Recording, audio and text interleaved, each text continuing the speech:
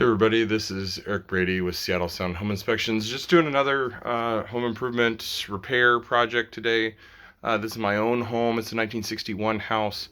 It had originally galvanized water supply lines and galvanized and mixed iron, black iron and I guess technically brass on the drain lines.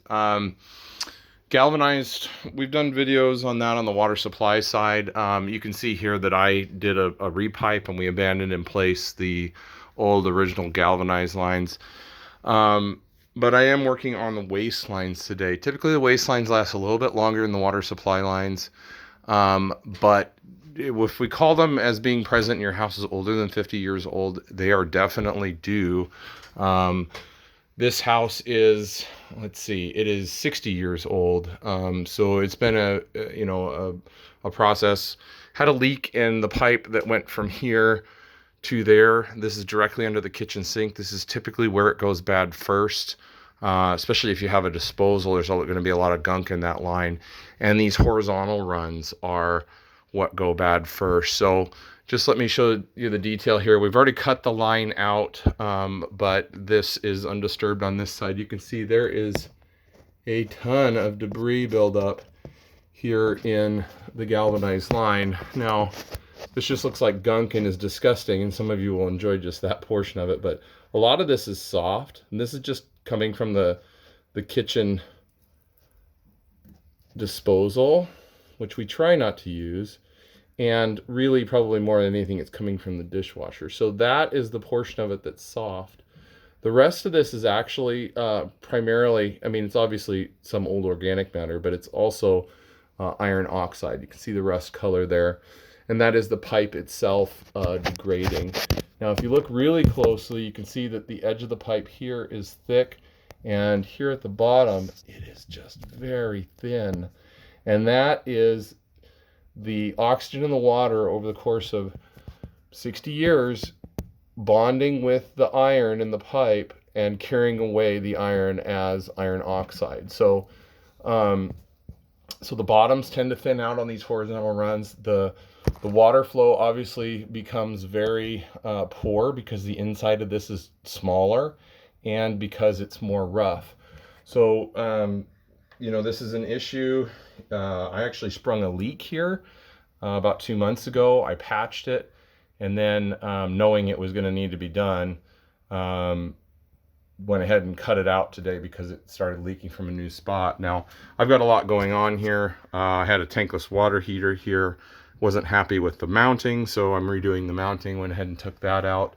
And then you can see the vertical lines tend not to be as much of an issue.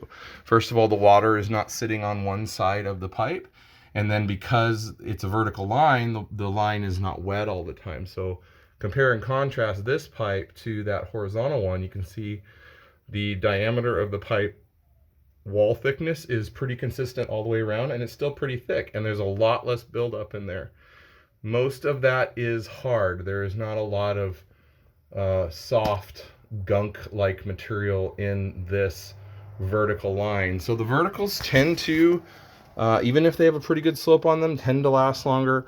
Directly vertical like this seems to be pretty good. We haven't really seen a lot of failures in those areas. It's these horizontal lines, and the longer the run, the more likely it is to fail. And then again, the more it's been used, and if it's connected to the kitchen sink with a disposal or dishwasher, the more likely it is to fail. So what we're doing here today is we're going to use a Fernco fitting to connect onto the old pipe. We'll have a plastic pipe that comes up and goes through the 90-degree bend. It runs through this horizontal run here. Now this end is much easier for me to get to.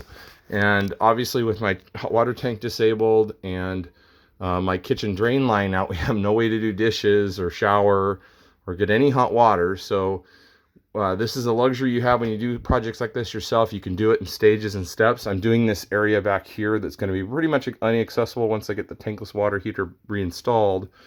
That's going to be done in a permanent way so that, until everything needs to be hogged out all the way down outside of the house, this should suffice. We'll get this in here.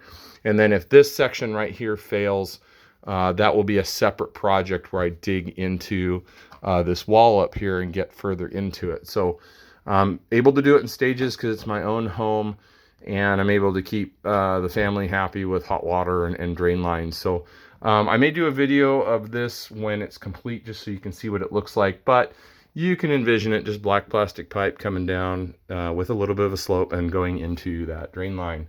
Fernco fittings, which are like rubber fittings that grab it on either end. That's the normal repair for our area. And that's how you do it. So, you know, there might be some people out there who say, well, when you have one leak, the whole house needs to be redone. Well, it's just not reality. That's not the way we see it in the area. It's very often a mix of repairs, and you get lots of repairs before you get a full replacement, because you can go years, many years, sometimes decades with just repairs. So yeah, anyways, that's it. If you have any questions for me about this kind of stuff, we call it in your home inspection. I may point you to this video so you can kind of see what it looks like with galvanized drain line pipes. If you know anybody who needs help with home inspection or anything else, feel free to give me a call or email. Information's on the channel. Thanks. Bye.